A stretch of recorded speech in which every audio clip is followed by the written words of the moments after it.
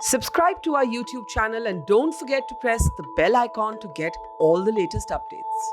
We're here on the ground in Leh, in Ladakh, closely tracking India's response to the Chinese assault on our soldiers. And perhaps never before have we seen this kind of anger, this kind of rage among ordinary Indian people, all of whom want something to happen, something different this time. Here at Ground Zero, we're also trying to bring you the voices of prominent Ladakhi people because really it's a very, very important voice in this conversation. The people here have always stood with the military in times of crisis. I still remember Kargil in 1999 when so many of the Ladakhi people were part of the army's sort of march up the jagged mountain peaks, carrying loads as heavy as 30 to 40 kilos on their backs. So it's really important to hear the voices of the community here. And one of the most important voices is an engineer turned educationist, the inspiration for the movie Three Idiots, whose videos go viral every time he opens his mouth to say something. Sonam Wangchuk is with us, and I've been watching his videos very carefully over the last few weeks. Sonam, welcome. It's a pleasure to have you on the program. Your videos have been talking about how this time चीन को जो जवाब है वो हमारे जवान तो देंगे लेकिन नागरिकों को भी इस लड़ाई में शामिल होना होगा. You have launched a nationwide campaign for the boycott of Chinese goods, and I'm going to come to that in just a moment. But first, I want to understand from you the perspective of Ladakh and the people here, because China's incursions, this is not the first time. ये बहुत बारी पहले भी हो चुका है. So talk a little bit about how people here see this entire border crisis. So people in Ladakh have always had problems with China ever since they occupied our friendly neighbor, peaceful neighbor, Tibet. And then they started encroaching into our own territory also, thereby, our shepherds, herders who raise Pashmina or Kashmir goats, losing their pastures by and by. And just the rowdiness of a rogue nation that doesn't respect lines and limits bothers us. So people in Ladakh have always not liked that, and have great solidarity with Tibet and with India. And when you see what has happened this time, how do you see it as different from previous experiences of China's attempt to create hegemony in the area? So on two fronts. One is that this is more serious. They have normally done it, stealthily when on unmanned borders, but this one is much more. But more different than that, this time they wanted to do it like this, is my analysis, that they had a reason to engage and provoke not only India, but several other fronts. And it's not a coincidence that it happens on 3 or 4 fronts and in the month of April, May, now June. So that was more for political reasons within China. And therefore, I saw that the response should be different this time also. What made you come up with this campaign to involve the citizen in this battle? Your tagline is "चीनियों को जवाब जवान तो देंगे लेकिन नागरिक को भी इसमें शामिल होना होगा." The citizen will have to be part of this battle. What made you decide almost to invoke the idea of a citizen soldier?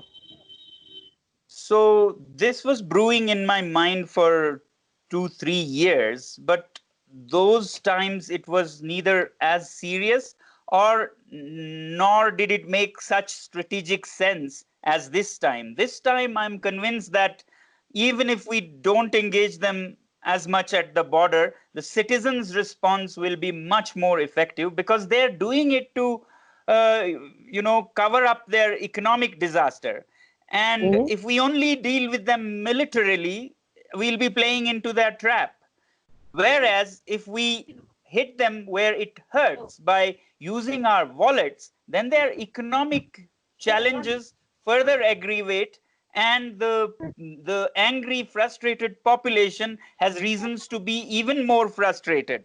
And if we are able to inspire other nations and citizens of the world you might even see a revolt within China, and that will be the best jawab that citizens of India can give.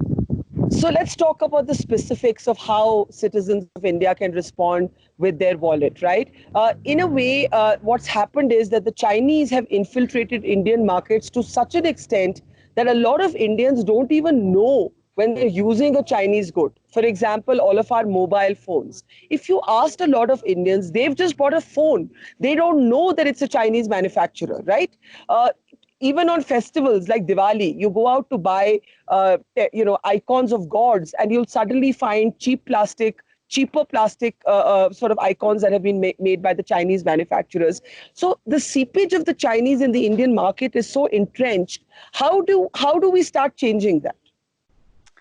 So those are signs of good, friendly business environment when you don't even know who makes what and have similar, equal, nice attitude towards all.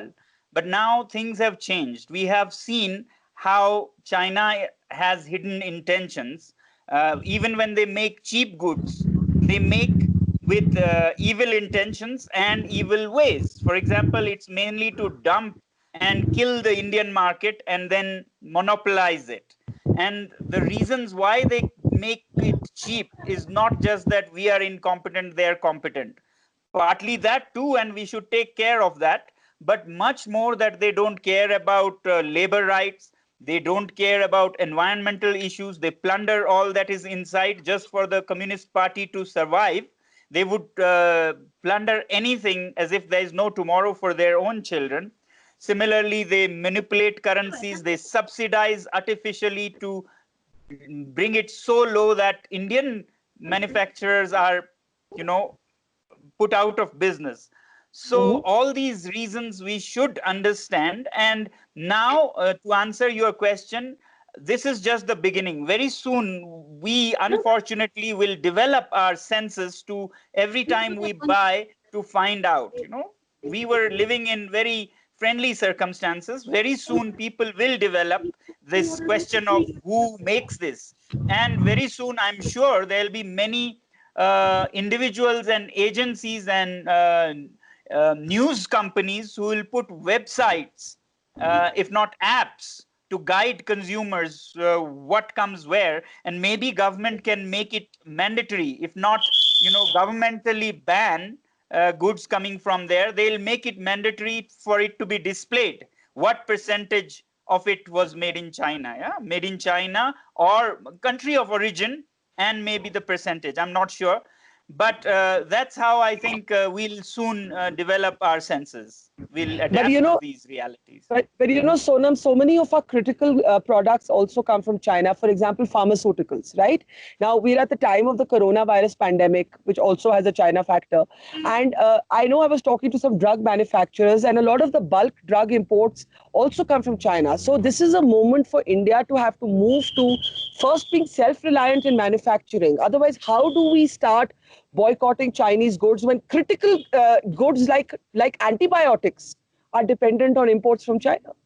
Yes. Normally in human psychology, I think people either don't think or think just of today and tomorrow. Like, how do I do today? How do I do tomorrow? And then day after tomorrow, they forget it. This is not a very thoughtful and strategic way of doing things. You should take time on your side. There's nothing saying do it from tomorrow or never. That's why I said when I gave this call, I said boycott made in China, software in a week. You can do it. You don't need those TikToks and things. Actually, you will be much better without PUBG and TikTok. Your children will grow saner and better. So you do it away in 1 week. But then for hardware, take a year. Even in hardware, finished goods, definitely in a year. Composite, mixed goods with raw material or parts from China, with a Chinese company which has a factory here, or an Indian company that has a factory there. The idea is not to hurt yourself, but be very clever, strategic, and do it in time, but do it persistently. Don't burn your things today and break your televisions, and then 3 days later you want to buy the same things. Not that kind of response. Let's be cleverer than that. To take it consistent, even if not eruptive, Yeah. behaviors. So I think to answer your question about medicines, fine, use it, but have a target. Have a target by when you want to phase it out. So if consumers give manufacturers say 2 years, we'll carry on with your product even if it has raw material from China, but by 2 years I want to be 100% non-Chinese. Then the manufacturers have the time to source it from other countries, and other countries have the time to boost their manufacture, seeing the changing pattern of demands. I call it consumers becoming sensitive and of their wallet power, consumer rights in a way. Yeah, Yeah. I really want to convey this message that it's not just out of China attacked us yesterday. It's also for ethical reasons, political reasons, environmental reasons. Yeah? So China is a country which violates the rights of 1.4 billion people, and definitely the Tibetans, the Uyghurs, the Inner Mongolians, and so on. So just like consumers have defeated people who had products using child labor, Yeah. even if they had to pay more, they paid, didn't fall for child labor. Similarly, cruelty to animals.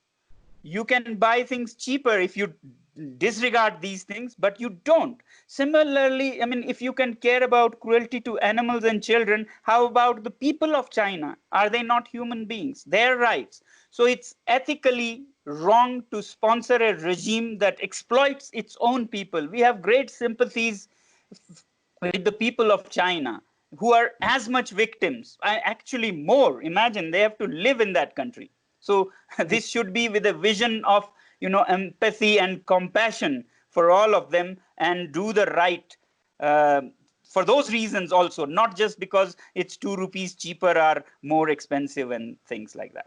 Now, obviously, you've had an overwhelming response. What are you seeing when you see the response of people from everywhere? You've been running this massive campaign. What are some of the things you're picking up in public sentiment? Well, it is overwhelmingly heavy response, much more than what I had expected. But I don't think much of it. I would tell you the answer 1 year later, maybe. It has to be sustained. I would do with half the response, but twice or Have it thrice the actually length. implemented? Yes, yes, Yes. because we are seeing effects already. For those who were wondering whether this will matter to China, you're seeing how they're struggling to push down Google and Twitter and say that Indians can't live without our products and so on. Like they say, methinks lady doth protest too much. Yeah.